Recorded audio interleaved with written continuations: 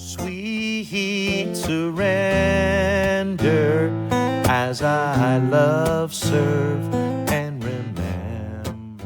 All right. I want you to do something for me. I just, without even thinking about it, just take a inhale, deep inhale, breath in.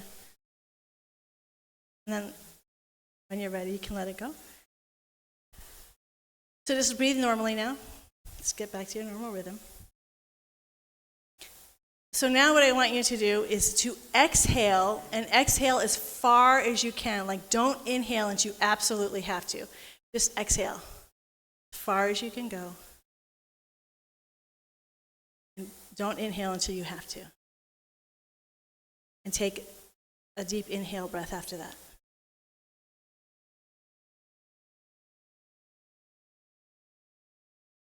I can't tell. Are you guys breathing? Are you still doing it? I can't tell. You done? Okay. So did you notice that when you inhaled the second time, it was a deeper inhale because you exhaled so fully? So this is connected with the law of circulation.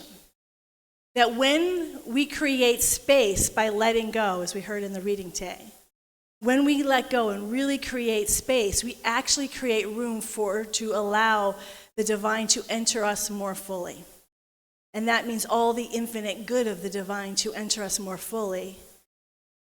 But notice you can only go so far in the inhaling before you have to exhale again, to let it go, to create more space, to bring it in.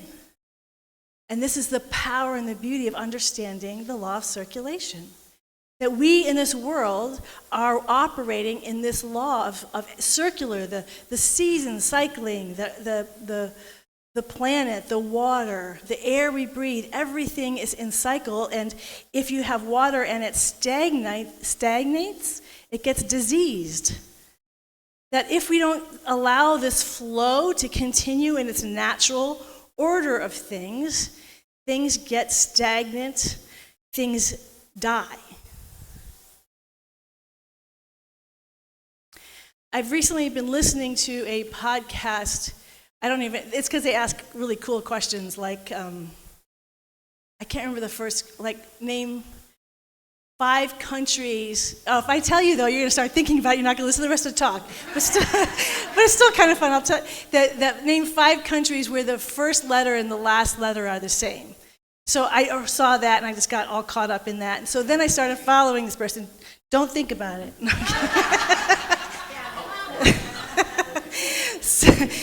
So they always ask interesting questions, but one of the coups that they have is they interviewed Ken Burns. Ken Burns is coming out in November with a movie, or a TV show, 8-part series on the Revolutionary War.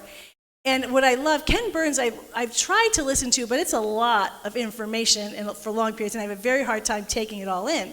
But the way they're doing it is in clips. So I'm watching these little 5 and 10-minute clips of the beginning of the country, and it's so fascinating. He always has incredible stories. The thing that really strikes me is how much, is how much the founders of this country were really inspired by the ideals of equality. Now we know there was slavery, we know women couldn't vote, we know there wasn't equality. But I think we've all had the experience of we have ideals that we create for ourselves. We may not be able to live them yet, but we know that's a place we want to get to. We know that's what our ideals are. And that's, to me, what the people who founded this country were operating from. Like, here's the highest potential. And they understood this flow, that everyone is equal, that this flow has to work through, in order for this new country to thrive, it has to be for everyone's highest good. They got that. They got the ideal of it. Maybe not the practice of it, but the ideal of it. I think of someone like Ben Franklin, and I remember reading about this years ago, that every one of his inventions he did not patent because he felt everything that he did was for the community. It wasn't about him. He wasn't trying to make money off of it. He wasn't trying to get fame and fortune. It was his service. Libraries comes from Ben Franklin. Hospitals comes from Ben Franklin. that he was, and so what happens? He comes up with these ideas, he gives them out, and he gets more. He's exhaling brilliant ideas, inhaling, allowing, well, the exhaling then allows space, new ideas, inhaling new ideas, and exhaling.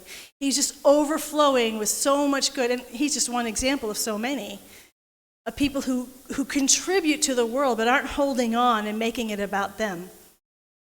That doesn't mean, obviously, people don't have egos and there's not a lot of human personalities. The history would be so boring if it was just all perfect people. But I look at that. I look at this ideal of equality, of the intent. And then I look at today's world. In today's world, we have no more slavery. I think there is a cultural acceptance that slavery is abhorrent, to treat any human being like that.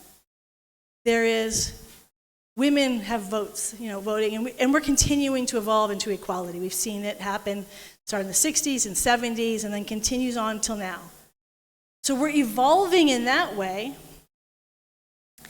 but this equality ideal seems to be missing.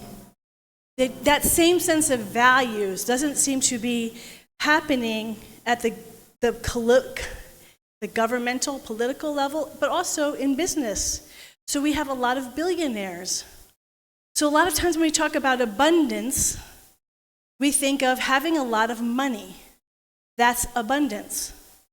And so I think it's time that we just reframe that a little. And by the way, the specifics, the reason why we have this wonderful panel next week talking about prosperity is because then there's the specifics of how it shows up in our life.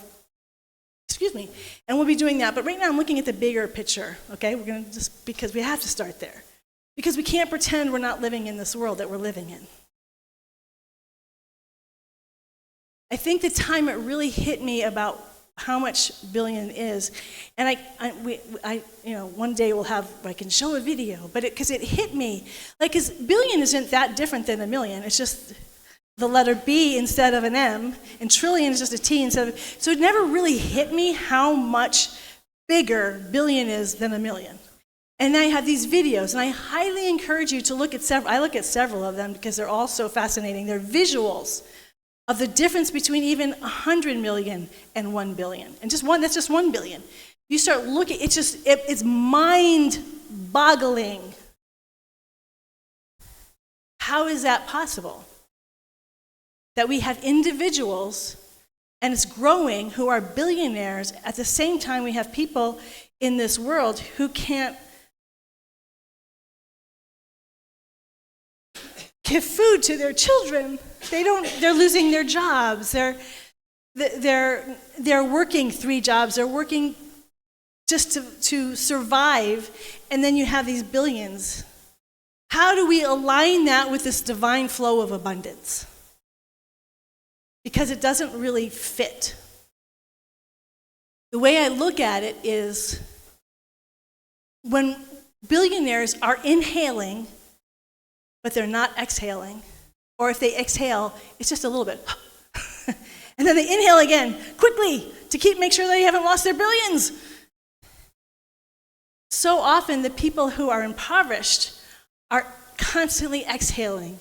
They have to give so much, they're working so much, they're having to feed their children, they're just going in 3 different directions, just trying to survive. They're exhaling, and every time they go to inhale, there's just not a lot there, because at the other end of our economic ecosystem in this country, the people who have all the money are not exhaling. And so we have a very out of balance economy and system right now. So we talk about the breath and our body. I mean, just note, if your leg hurts, the circulation isn't working, it really hurts. It really impacts your body.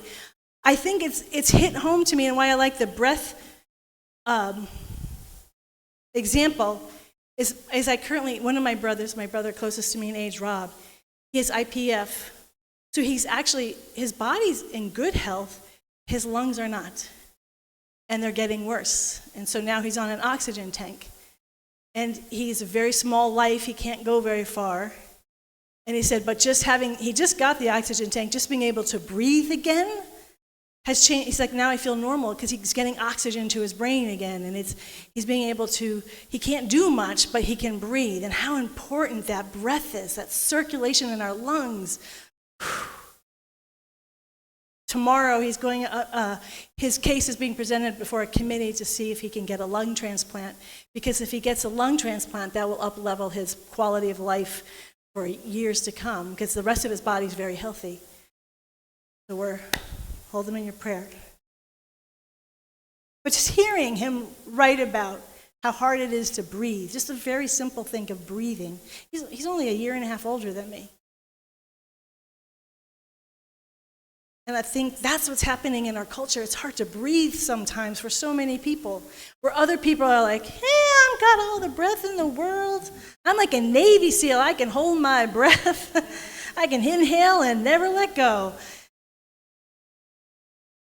So we have to look at that, and I got to do a little side thing. It's not really about the divine flow of abundance, but it is something I just feel called to say.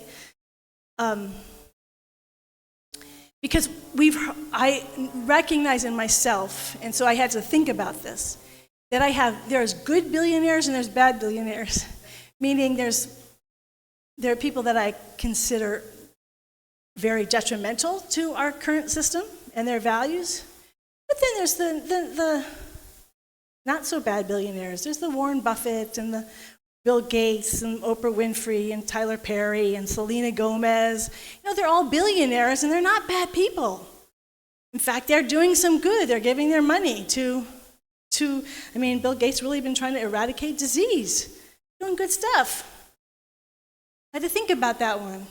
So it's not that I'm just am I against billionaires or the type of billionaires? And this is my own personal answer. I don't represent anyone. I'm not even saying it's right, but I have an answer for myself. And for me, myself is, no one should be a billionaire. There's no such thing as a good billionaire, because they're still inhaling and keeping people from breathing. If they're giving a lot of money away and they're still a billionaire, that's still too much money. If they could, and I'm not talking about organizations and doing stuff with research and all, great, then put your money in there. But personally, I'm talking about their own personal money. If they're billionaires, they're keeping so many people. And I think about the founders, and listening to the founders of this country were wealthy people. I'm not against having money. I'm not against multimillionaires. Be a multimillionaire, yeah. I grew up in a very wealthy neighborhood. I love beauty. I think it's wonderful. But then there's excess that is hurtful to other people. And that matters. Again, look at the things, the difference between a multimillionaire and a billionaire. It's huge. No one person needs that much money. No one. And then I started thinking, I wouldn't have thought about this if I wasn't reading Richard Rohr's book, The Tears of Things. Is anyone reading that book, Tears of Things? Yeah. And he's talking about the prophets of the Old Testament. And they're angry a lot. But the interesting thing for me is I just was reading the Gospels, as I mentioned, just going through. I finally finished them. But they were startling, especially this Gospel of Luke. Jesus seems angry all the time. Like, wait a minute, I thought your love was gentle and kind. But he's mad. And the people he's always mad at are the hypocrites, the Pharisees, who say they believe something. And what I recognize, I think it does matter, that's why I'm saying it, but it's still a personal perspective. I'm not saying I'm right. It's just a perspective that I realize agitates me. When I see billionaires in churches or doing spiritual stuff and talking about Christ, and I'm like, there's nothing about Jesus that would think that being a billionaire is in alignment with his teachings. In fact, everything he says is give up everything you have. I'm not even saying give up everything you have. I'm just saying be a multimillionaire instead of a billionaire. But to be talking about these principles of spirituality and oneness, we're one with all beings, and then being a billionaire and hoarding all this money for yourself because, yes, you're generous, but you still have a whole lot of money that's yours, that feels off to me. And one thing, and I'm just going to say this because there might be some response to that. I don't mind that you disagree with me. That's okay. I'm not saying that I'm the truth. I'm just saying that's something that bothers me. is one of the things Richard Rohr talks about in all his talks. He said, the thing I've learned is you don't want to criticize people making as much money as they possibly can with no consequences, because we really believe in that. Like, good for them, they're great businessmen. Look how much money they made. So I'm saying we need, if we want to have an impact spiritually, our spiritual values have to have some connection with our actual teaching that all people matter, that everyone deserves to have food on their table and not to be terrified if they're going to be able to feed their kids that night for dinner. We have to get our values in alignment with this idea of abundance, because it is not abundant to not be for everyone's highest good. It's not good even for the billionaire soul, because why hold on? Because there's fear. It's exactly what Joel Goldsmith was saying in his reading, that we have to let go. Because if we're not letting go, we're materialists. We think our good is in the material and not in the spiritual. So the good part, the good news is all of these things that are happening in our world today are making us all into mystics. Because it's beyond, we want to do things in the present tense. We want to make things as fair. And I believe you're all doing in your own world what you can do to make a difference in the world out here. And unless it's coming from spirit, it's going to be pretty hard work. So the only way that we can, the deepest way to respond to what's happening out there is to go in here. And that's where true abundance is. That's when you know that all your needs are met. Joel Goldsmith was my first real New Thought teacher, so his stuff stays in my head more, because whenever you're new, the thing that you read is that the thing, because it's like a kid, you're a wide open sponge, and he talked about all the time manna from heaven. And now I'm reading a book on the life of Moses. I'm just learning all this stuff because I didn't do it in the past.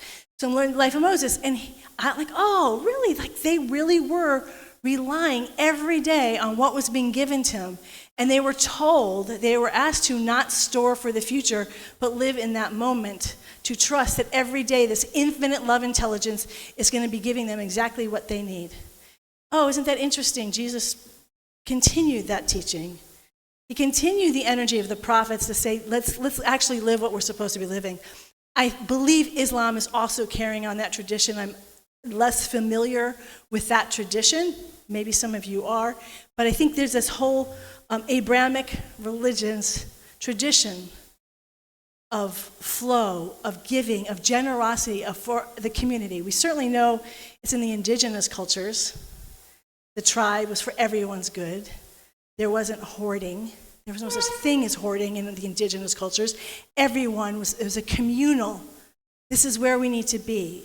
And this is where we need to be spiritually, and it's then that spirituality carries to our external. So sometimes we're more familiar with the traditions we come from so though I've learned and had Shunryu Suzuki and Yogananda, there's things I don't know about the Buddhist tradition or the Hindu tradition, but this is a tradition I know a little bit more. It's a Judeo-Christian tradition.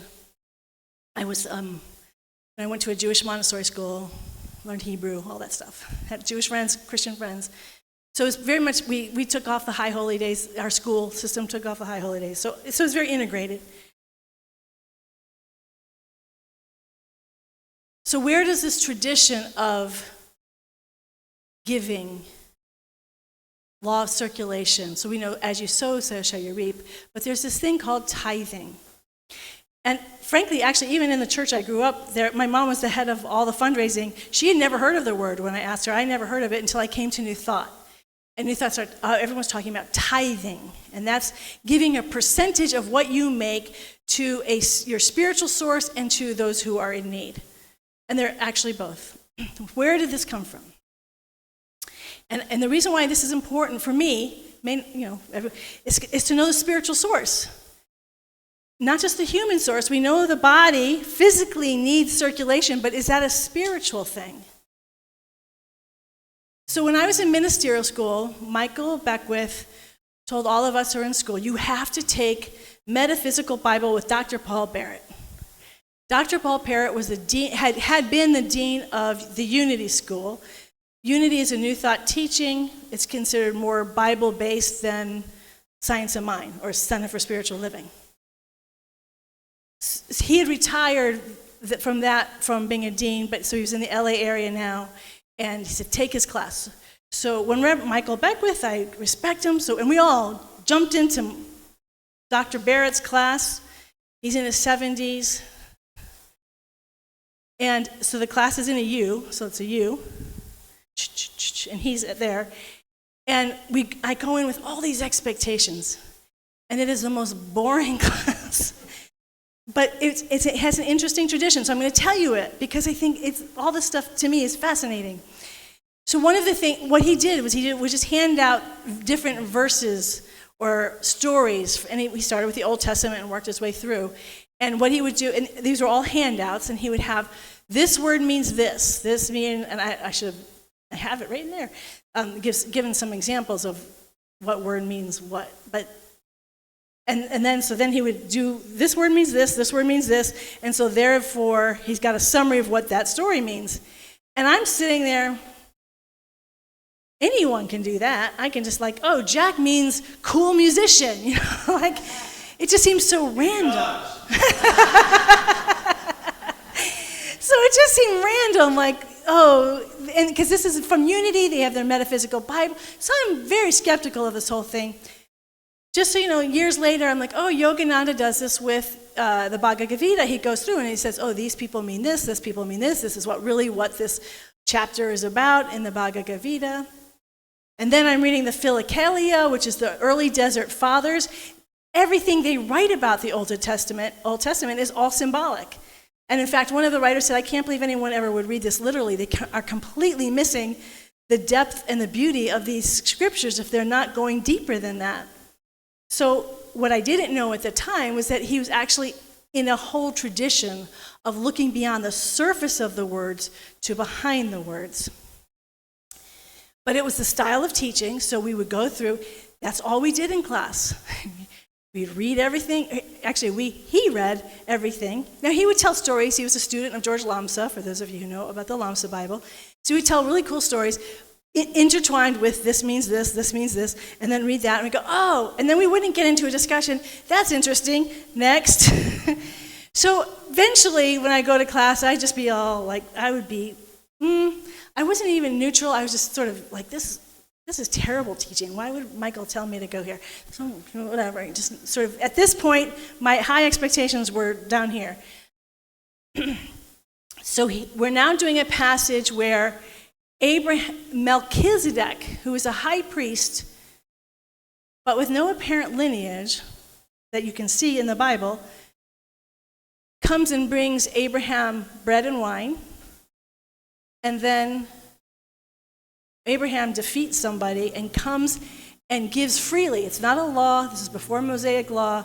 He comes and he gives freely 10% of all of his victories to Melchizedek. It's the first story of tithing, of giving back.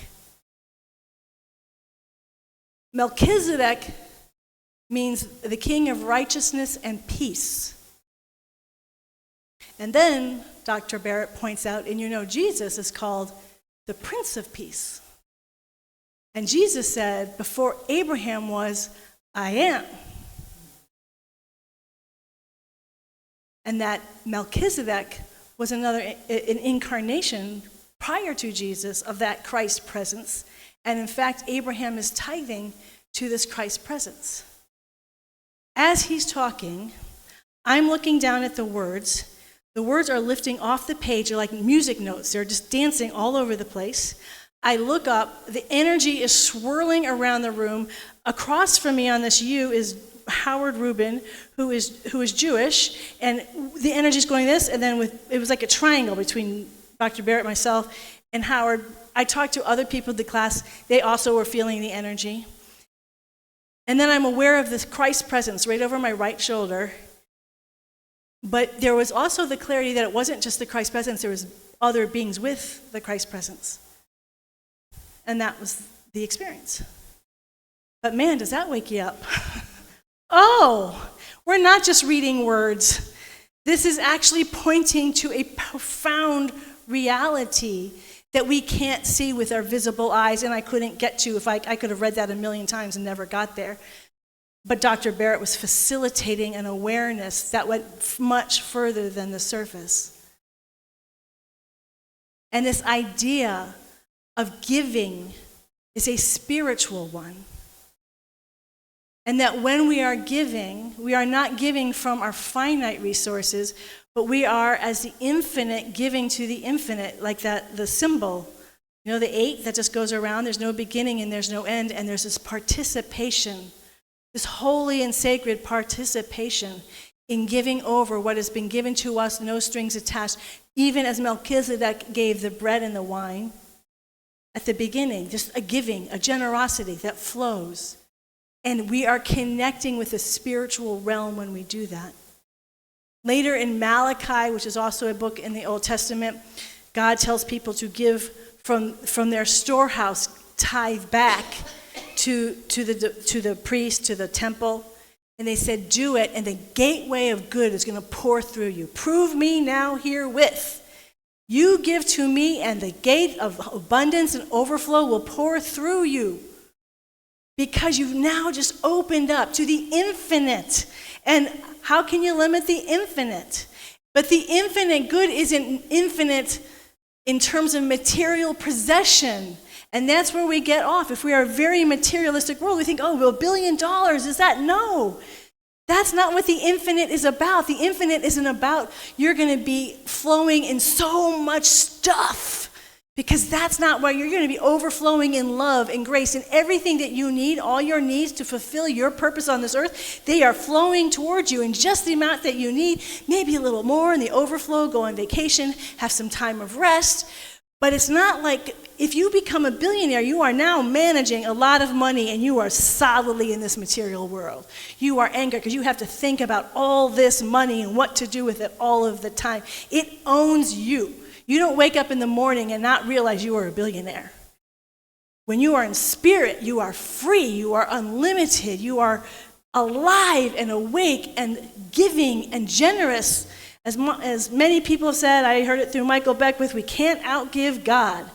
God is giving itself infinitely to us, and so as we give infinitely, we open our heart to the infinite good. And so one of the things that Joel Goldsmith did was he was a Christian Science practitioner for 16 years, practicing the law, very successful, making lots of money, but realizing he was still caught up in this human world.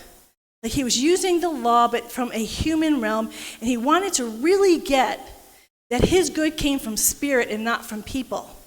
So he stepped away from Christian Science, and that's when he started his infinite way path. And it was troublesome at first because he was trying to figure out how do you live from the infinite, and there was a moment of, he did it right when the stock market crashed in 1929.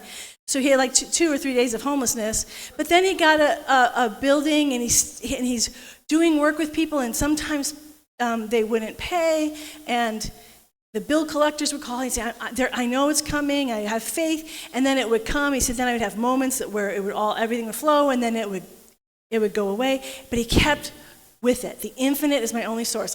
He didn't charge any of his clients. He didn't do anything out there to get money. Everything was within. And then he said, suddenly, just after a couple years of going high, low, it just shifted completely, and I never worried about money again. I was one with the infinite, and everything I did came from there. Everything I received came from there, and I never billed a single person, never asked anybody for money. It was just there. I was living from the manna of heaven, and he was free. He was free from billing, and did I charge enough? He's allowing the power and the presence of spirit to move through and as him. And I say this is important because when we look at the material world and we see the billionaires here holding on, and then we have people who are impoverished exhaling, we want that to shift in our material world.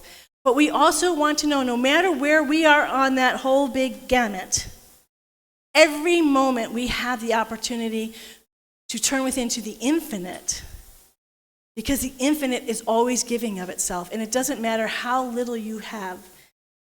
And I've heard so many stories of people who have nothing, but when they start connecting with the infinite and they give now from the infinite, not from their smallness, not exhaling from my human self, but letting spirit exhale through me, and it's gentle and it's not forced. There's no amount you're supposed to exhale. There's no amount you're supposed to give, but you just give. You just allow that circulation to happen from joy. And when they talk about Abraham giving to Melchizedek, there was no rule. He wasn't operating at all. It was just out of joy.